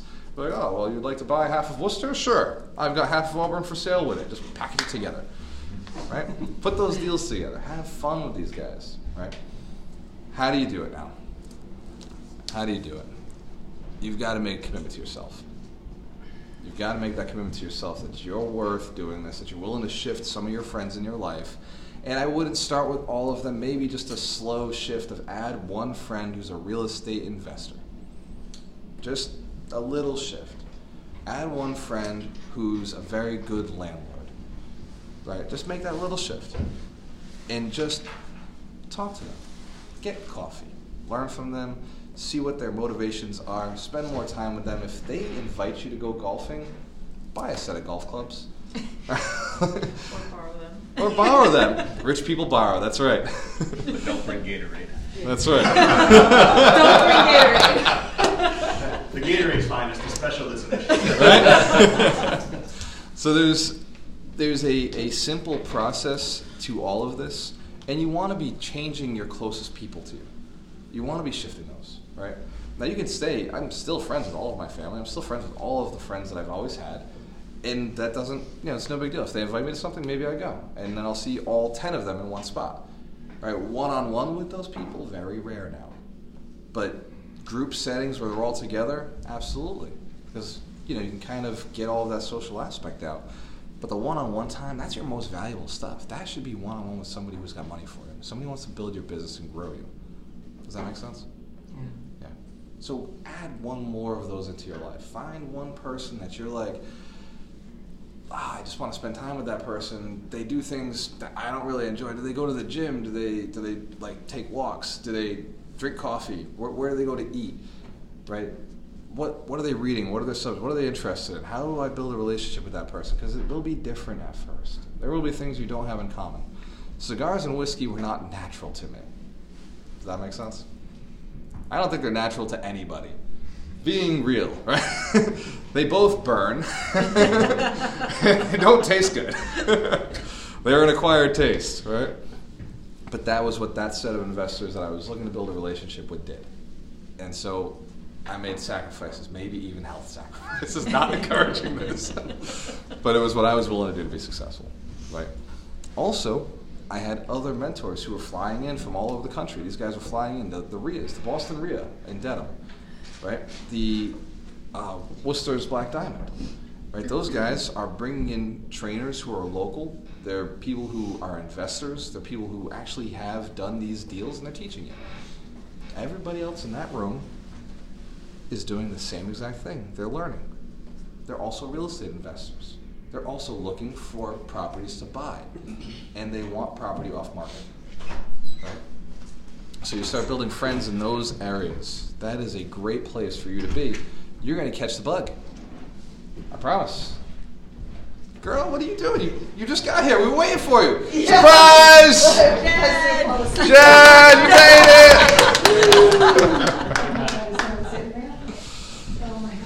it! All right, Jen's in. We're good now. Woo! Been waiting this whole time. We're about to lay down the best nuggets. I hope you at least had Bloody Marys while you were waiting. If Bloody Marys are the things your investors like to drink, get good at drinking Bloody Marys. Jen's a pro. Just fine, I love it. So here's I'm gonna have to wind down, right? Because I told my brother I'd be there at 2:30 to meet up with him. Actually, I told him I'd be there at 2. It's 12:30. It takes me an hour to get there. So yeah, I could probably swing it. I did tell him 2:30 just in case. I told him 2:30, but he knows me. I'm like real estate agents, you know. You're never wrong. Right? You start with ish. So I want to, in the last 30 minutes, I want to give you some very tactical information, but you guys have gotten value out of this so far. Yeah. You've got at least one thing you could go and implement right now. You know what it is, clearly, in your head. You know your action steps to bring you to the next level. Yeah. Very good.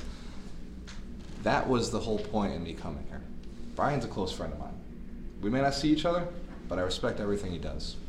All right, you have literally made me the king of grew up at Fall River, and I'm from New Bedford, right? Like, I'm posting those groups, I'm a conversation starter now. I got a little coffee cup on the side of my face, right? Because they love it, right? Does your mom unfriend you regularly too? Often. Yeah. Like I said, I know she's not following me. In fact, I know that none of my childhood friends follow my shit. But I've got 800 followers. 800 followers, not friends. 800 people who literally see my post no matter what. Right? Like, if they open their feed, there. You're one of them. You still follow me? Of course. We cool? We still cool? Of course. Absolutely. I haven't turned her off. How? I am obnoxious. All I do is talk about success and like real estate tips and like buying real estate and like how to make more money. Like how do you not have no idea? She really enjoys abuse. Well, that's a whole other subject for another day. So you'll attract some people with posting these things. You'll attract some people by going out there and being at these events. People will be attracted to you naturally. There will be other people who will be like, oh, you think you're better than us, or oh, you think you're so special, or well, if you're so rich, why don't you buy me a house? Right? There will be those people, right? I swear they exist. It's okay, because they unfollow me constantly, and as soon as they unfollow, my feed gets positive. Look at oh my God! If I showed you my messages from Facebook, it's thank you so much. You've changed my life. You've inspired me. I appreciate you. I can't believe you took the time to say that to me. Thank you so much. I appreciate. Like it's like chains. I'm not going to show you any messages from Mike. Mike, it's all positive inside. Hey, what about this video? I got a few of those too. Yeah. But that's because they appreciate me. The Christmas videos are the best. That's where we're going to stop it right there. But very seriously, you'll find the people who are appreciative of who you are and what you're doing, and the people who don't care what you're doing will disappear. They naturally will just disappear. There are still 89,000 people in Fall River. That hasn't changed. Maybe it's gone up or down a little bit, but they all know who I am.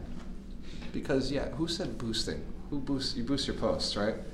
If you want to be obnoxious and you want to be known and you want to be seen, yes, boost your posts. Right?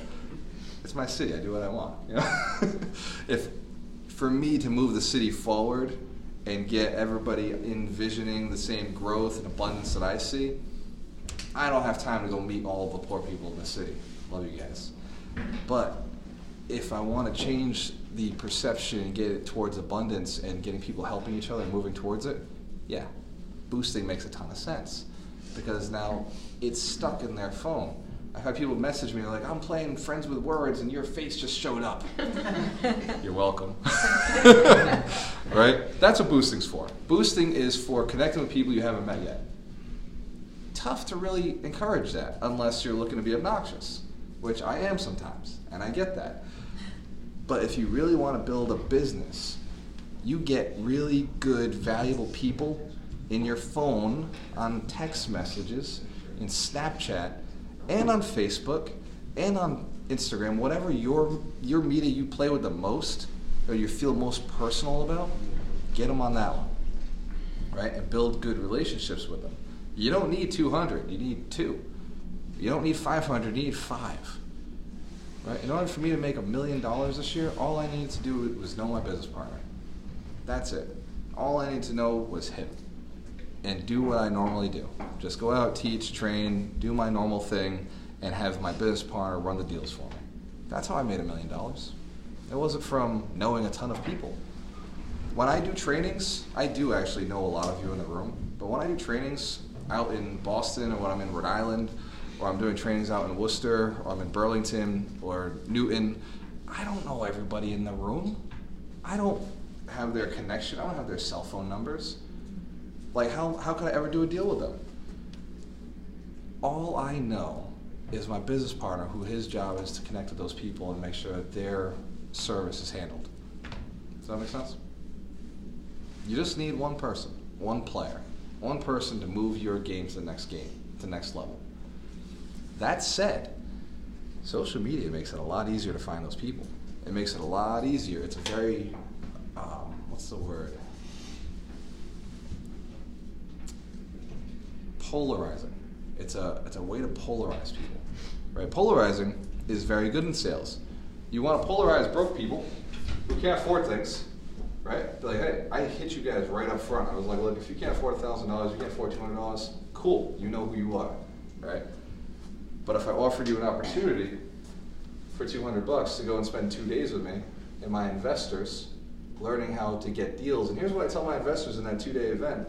I tell them, you should probably get a real estate agent to take all your calls, because real estate agents are bitches, right? I don't mean you guys. All the other ones. All the other ones. But real estate agents don't know how to find leads. They don't know how to find sellers. If you told them you're going to spend money on delivering leads, they will sit by the phone all day, because this is what they do anyway. Other agents.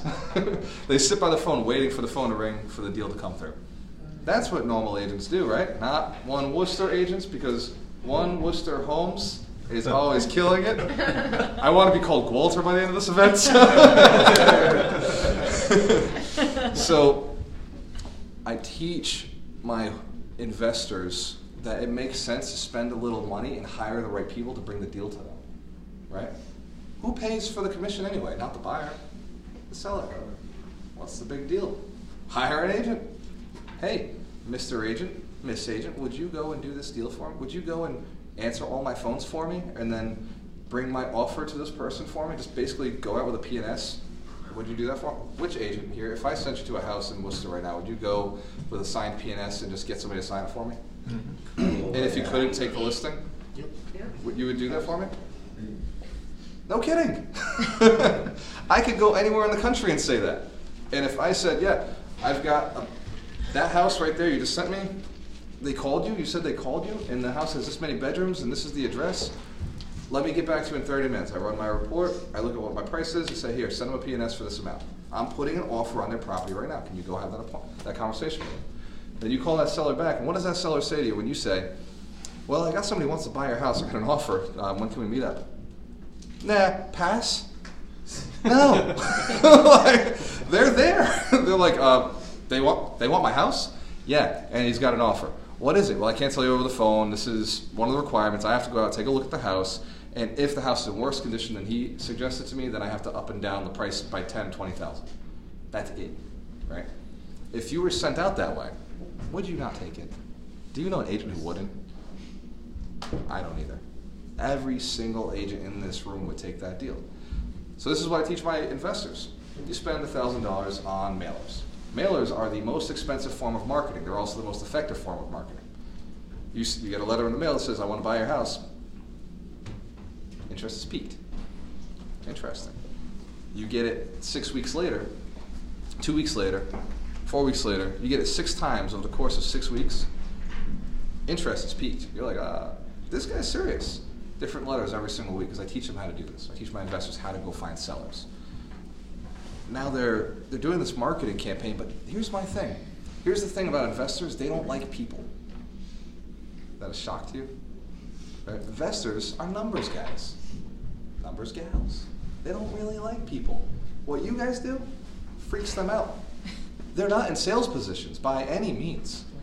Right? My investors are attorneys, they're doctors. If they like people, it's because they like working on people, solving problems for people. They're not like about to have those long conversations with lots of people like you guys love.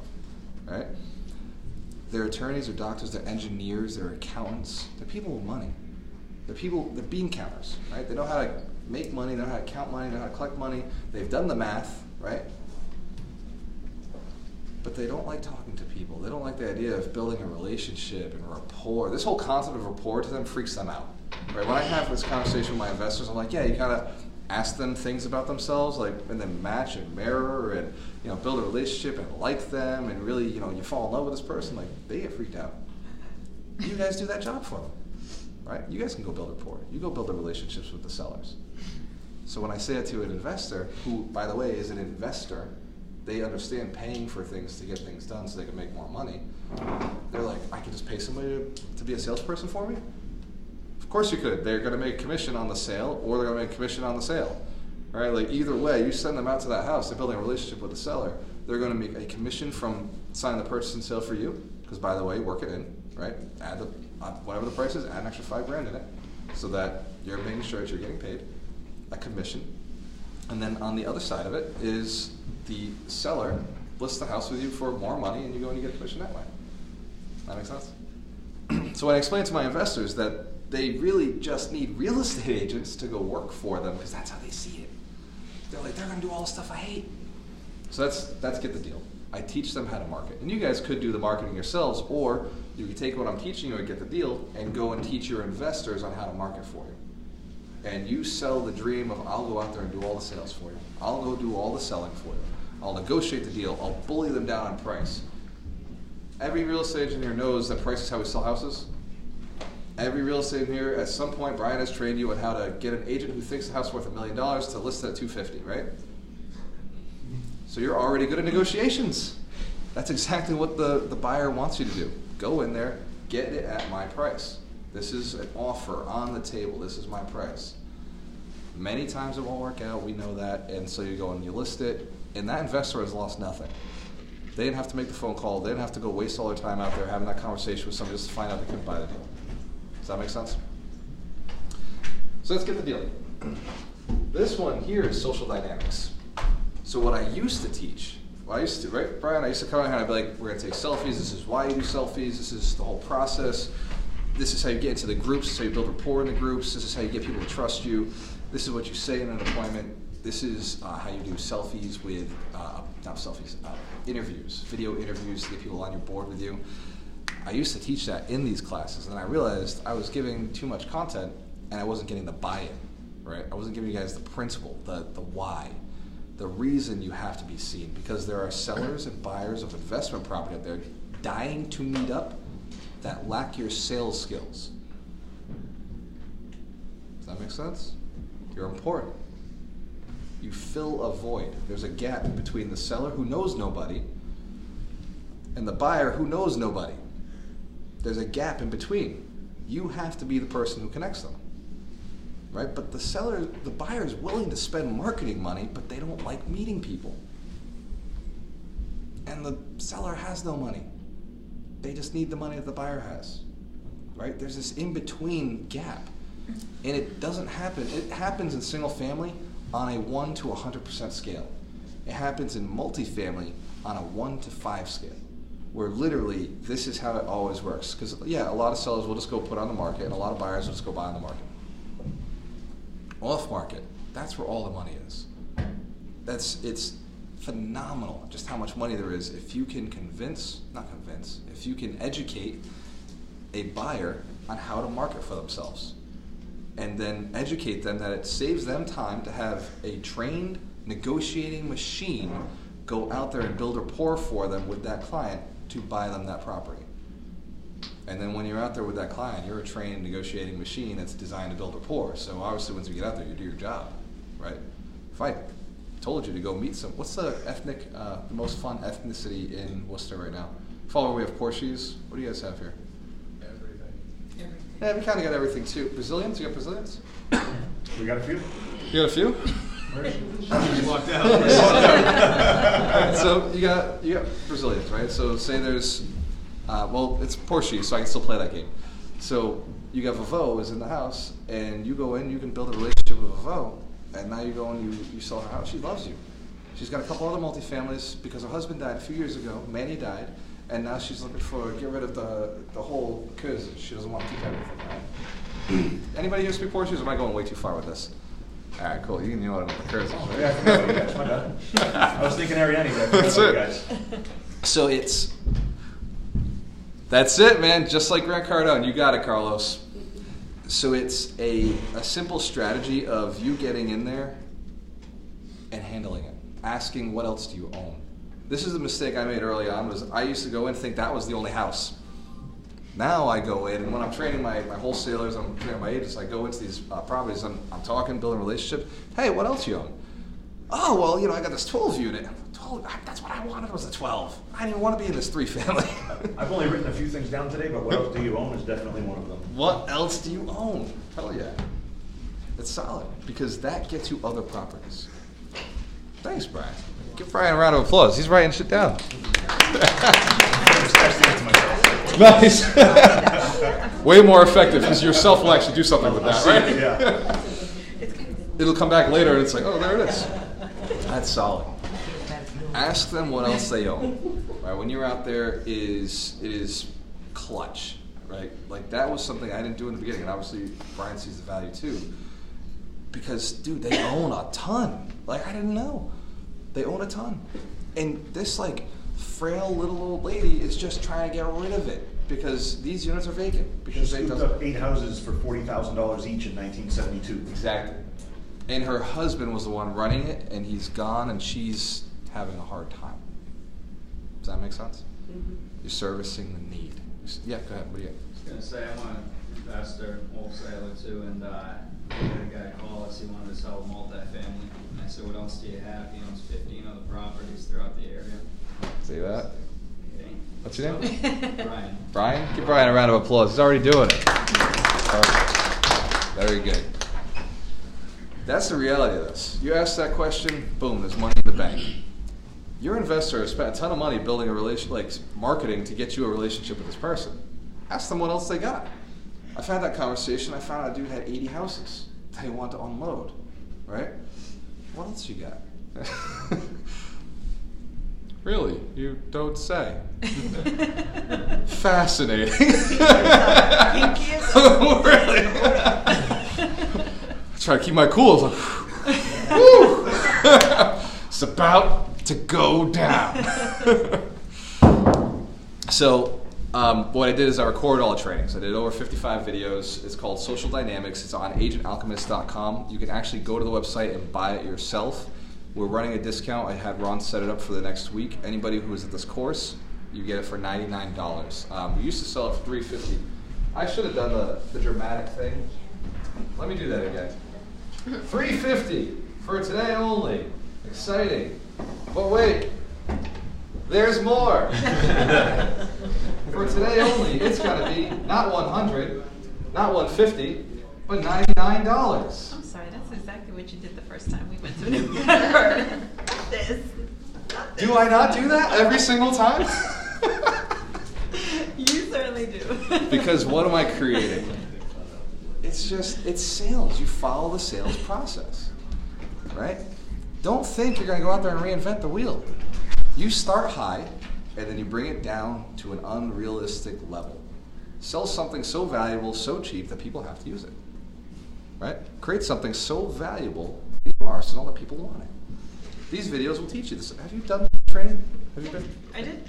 What'd you think? New Bedford.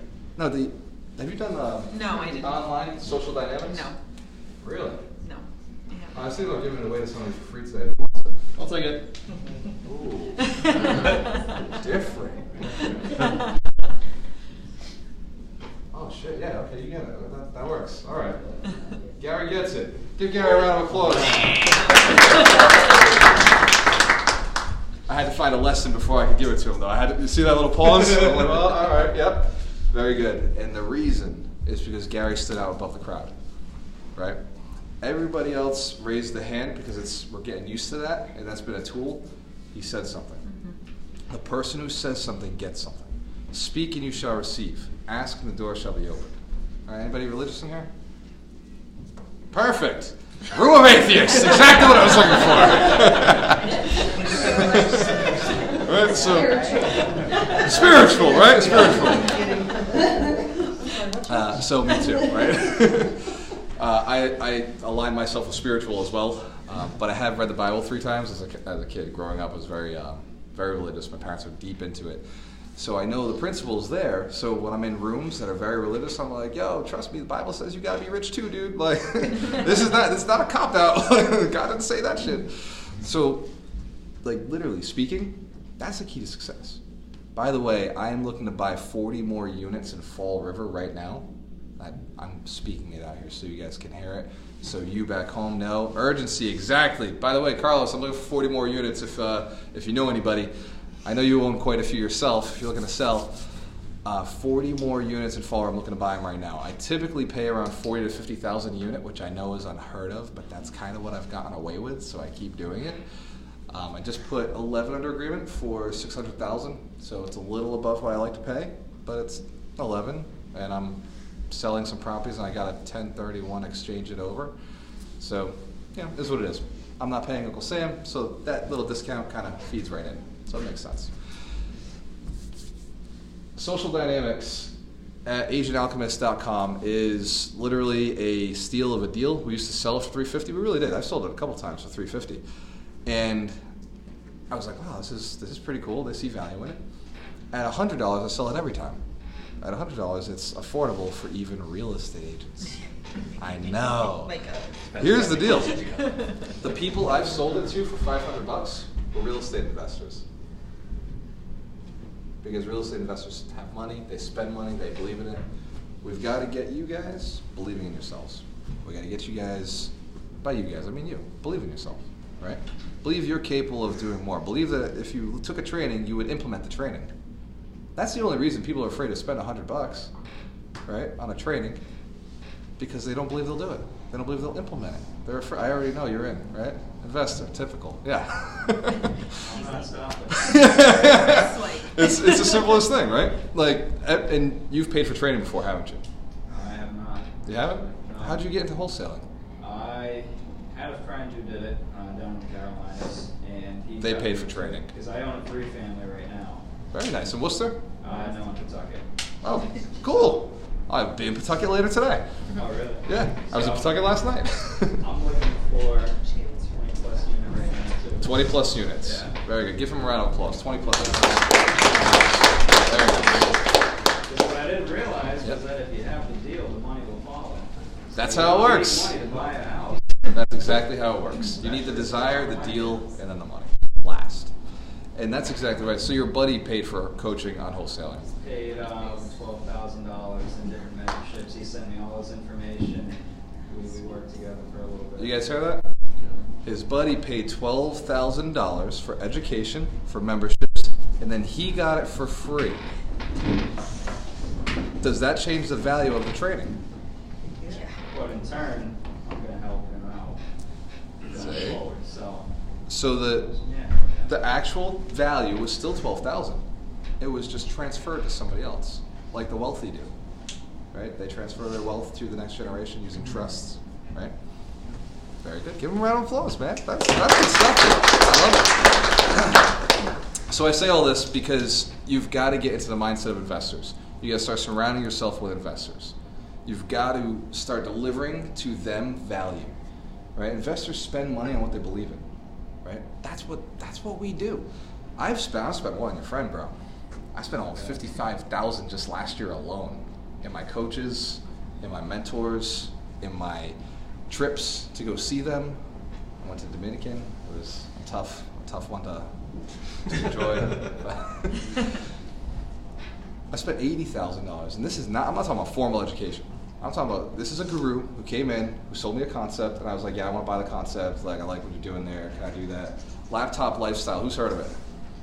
I went to coaches who were running laptop lifestyle stuff, and then I found a coach who was running cell phone lifestyles, right? Notice I don't walk around with a laptop, I walk around with 2 phones. Way easier.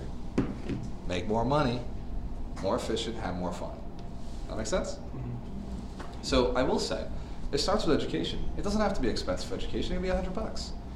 It could be $20, right? You can start with a story. You can start with something simple to read that gets you through the process.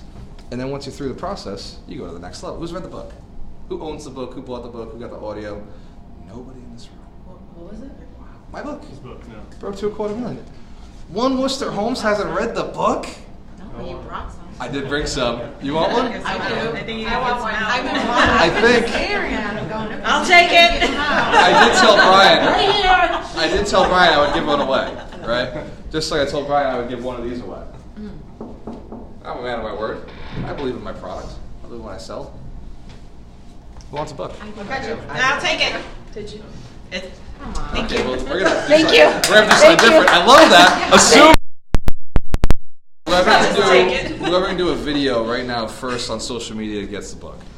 Whoever makes the first video and posts it right now gets the book. You get a 20-second clip. Just give it to Sanjay. 20-second clip just saying, hey, I'm at this training. He's doing a great job. Get his book. Hey guys, I'm at this training with Weather. There it is. We have this book over here. Broke to $250,000. You've got to get it. Guys, give her a high five because she just won the book. Cheers. After you're done reading that, can I borrow it? Typical Jen. Jen, I missed you. It's good to see you back. Bye guys. Xantia, very good. Successful people do things that other people aren't willing to do. How you do anything is how you do everything. If you did it here, you're doing it out there. Sorry. Right? 50%. You guys have heard about why people make their beds? Why do successful people make their beds in the morning? Who knows? Who's read that? We've seen that article, YouTube video. Because they like saying that. They like seeing, well, they like accomplishing things, right?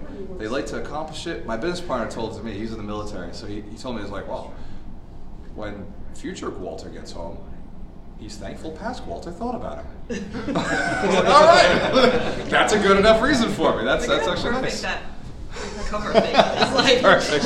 really perfect. How you do anything is how you do everything. If current you is thinking about future you, right? If current present you is thinking about future you, you're gonna do things a little differently, right? If we're thinking, oh, I'm gonna get in there and just do a couple things, I'll pick it up tomorrow. Tomorrow you is not so thankful about that. Does that make sense? If present you is like, well, a video is gonna get me to the next level, which means I get free shit, like I'm gonna go do that right now. Right. And if that free thing gets me to the next level, then I'll do that too. And it continues, it perpetuates. Success perpetuates, right? Because you start with successful habits. Think about your future, doing things for you that are gonna add value to you and your business and the people around you and your life, right? Not a complex process. Sales is not, Simple. Sales is not hard, it's simple.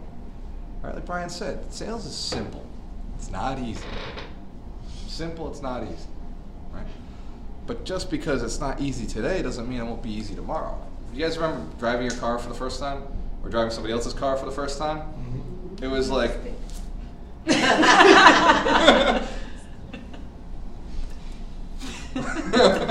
The first time was weird. Now you get in the car, and you're like...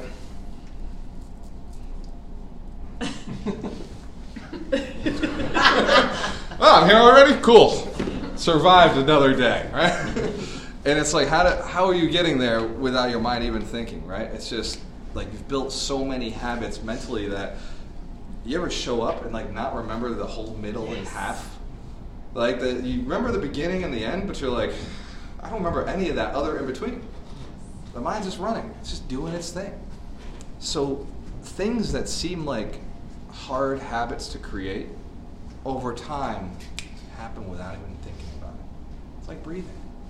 You could at any point right now stop your breathing. You just stop it, right? Hold your breath. And then breathe again. But like this entire time it's been happening. Subconsciously, just running. Imagine you make taking a selfie every single day a part of what you do, right? Literally, you guys know you're taking selfies with me, right? Z just panicked. Nervous. Hold on, we'll bang one out right now just in case. In case I forget. You guys ready? Big smile. I got you. Who else am I missing?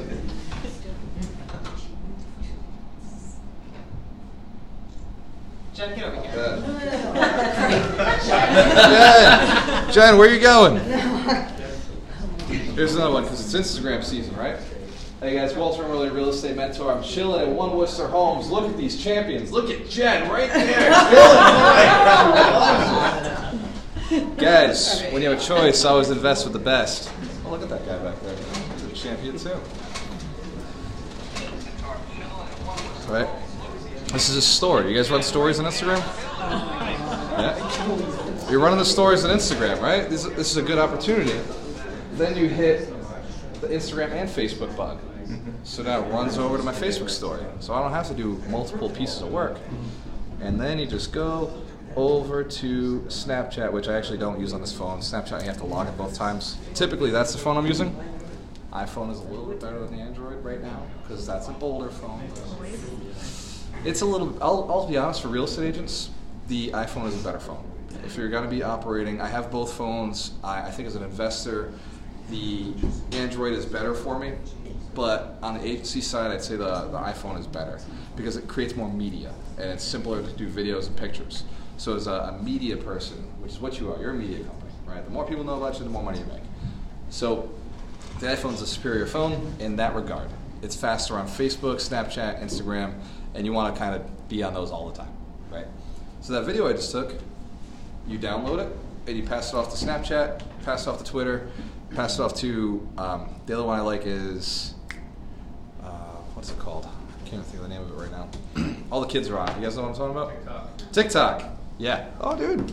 Man with the beard. What's your name? I know you. I've seen you before. Bill. Yes, we've shaken hands last time. So Bill's right. TikTok. Gary Vee is pumping TikTok out right now. It's a lot of kids on there. What I'm discovering is that the kids on there are they're like friends of their parents. Like I'm friends with their parents and I'm seeing their kids and I'm like, hey, I saw your kid on TikTok. Like, FYI, this is what they're up to right now. They're doing it. I don't know what that dance is, but they're killing it. Who's got TikTok? Who knows exactly what I'm talking about? My kids. All right, yeah, your kids. I know. Well, just so you know, I got your kids already plugging into real estate right now. Like, it's just whatever you want, right? Whatever you're willing to get to, but Facebook is non-negotiable. Facebook is non-negotiable. Absolutely not. And getting the stories are not obnoxious. Watch them or don't, right? But pretty much everybody watches the stories. It's like you have to. It's just there. It runs up in front of you. It's popped up right on the top, and you end up watching it. Be in the stories constantly. Be doing cool stuff. Show houses, show properties. If you're going to be in an open house, you're going to be showing a property, and it's a cool property, Facebook Live. I know Facebook Live's tough to do. I get it. I know that it's annoying, it's hard. Like, what if you make a mistake? Shit, you will. I'm Facebook Live right now. I've sworn a couple times. I'll keep doing it too. But like, who cares, right? It's out there. It's still promoting. It's still building business. Hell yeah. See, Carlos, you're still looking for that money, man. We're gonna send you some deals, brother. We're pumping out some money right now. So it's a matter of you deciding, are you going to be comfortable or are you going to be rich? Right? Are you going to get out of that comfort zone? Like, after I post this video, nobody cares, right? I did one with the mayor. By the way, my mayor got indicted 24 times. A lot, right? He's good at it. Right? Here's the other side of it. He's a good friend of mine, right? Like, I know. I don't care. It doesn't affect me. I never asked for a favor, so I didn't do anything with any of the business, right? My hands are clean. My hands are clean. But it was super controversial when I asked him to come speak in front of all my investors. I had 70 investors in the room. I went Facebook Live, and I had judgment. There was a lot of haters, like, oh man, it's gone back, whatever they were saying. But my investors were thankful that they had the mayor of the city spilling the beans on where all the money was. Right? He was out there saying, look, if you want to invest in the city, the train's going here. This is where we're building a business right here. And this is where we'll actually help you with community development here in this area. This is how you get the funding. This, like, he was spilling the beans for the investors. They ate it up. That video has had 5,000 views, and it continues to grow. But it was a Facebook Live. It just popped it on, create some content. But because it was so controversial, it got more feed. I was told not to do it, right? But it blew my business up.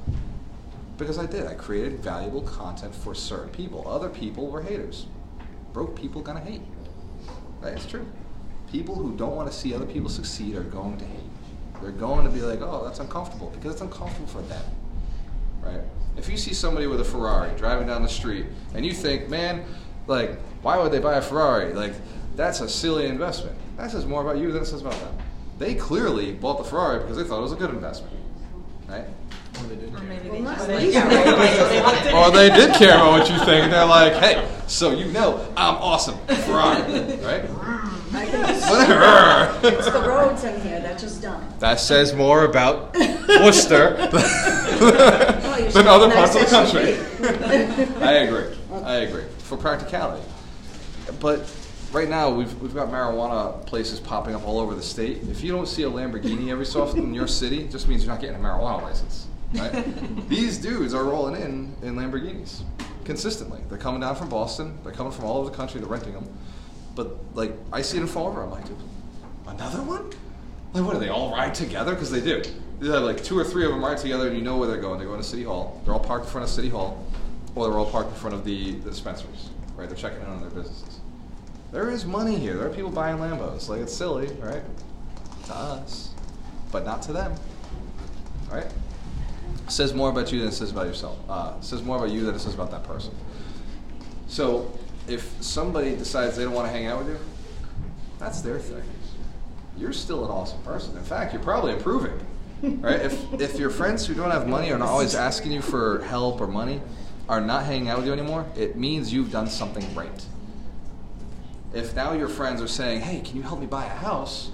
Or, hey, how do you get that financing on that property? How'd you do that flip? How'd you do this next project? If your friends are asking you that, you've done something right. Right? If your friends are asking you for money and it's not a real estate deal, you've done something wrong. And if your friends are asking you for money and it is a real estate deal, you've done something right. Does that make sense? Yeah. Change your friends to like 5 people who want to grow, want to expand, that are healthy, that are spiritual, that are Healthy, financially intelligent. that's a tall. Yeah, right. Only if you want to be healthy, right? Jen! Brian! We know Brian needs a little more of me in his life. It's all right. I'll hit the gym with you a couple times, bro. Come up here, we'll do it. Yeah. You can outlift me. I'm not lifting like that. Yeah. You're an animal. I know you are. Yeah. I'm not doing cardio either. I'm talking light lifting. I'll do yoga with you, Brian. Take a couple selfies. We'll do selfies and yoga poses. You're all welcome. Video upstairs. Apologize in advance for the scene we're about to create. So that said, does anybody have any questions on what we went over today? Did you guys get a lot of value out of this? Yes. Okay, so because last time I ran the training, we all did a selfie together. That took a long time, and since I'm running out of time, I trust that everybody here has taken a selfie in their life. Mm-hmm. Yes? Mm-hmm. Yes. You know how to do it. That's not the question. The question is the post. Because we took the selfies last time, and then half the room posted. Right? You guys posted. Half the room didn't post. Right? That's the definition of success. Action. Right? You gotta have the mindset, you gotta know what you're doing, you gotta have the plan, you gotta do all this stuff.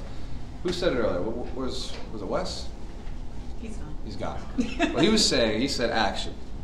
It's the last step in the game, but if you've got all the first parts, he's gonna make sure you take action. Does that make sense? Brian will hold you accountable to the selfies.